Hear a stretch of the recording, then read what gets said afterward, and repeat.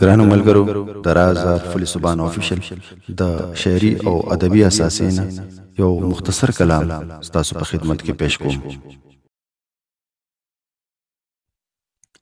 زما په ژوند کې بلها خوبونه، زما په ژوند کې بلها خوبونه، او دغه یو خوب پکې رښتیا شو اخر، چې ژوندون خوب نه حقیقت ته فریب، چې ژوندون خوب نه حقیقت ته فریب.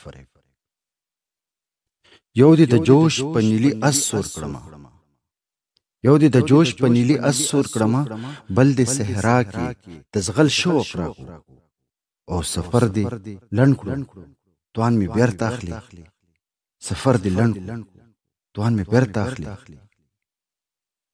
او کله تڼۍ می د خیال وشلولې، کله تڼۍ می د خیال وشلولې، کله گریوان می په ازغو راټول، خو د لیونتوب د تهمت خلاص نشوم، د لیونتوب د تهمت خلاص نشوم.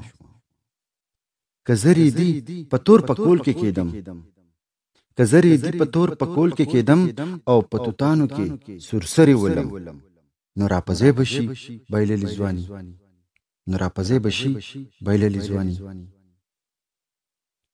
او که وزګار نه یم خو مرګې به راځي، که وزګار نه یم خو مرګې به راځي، او پتا مې سود نشي خو خاورې بشي.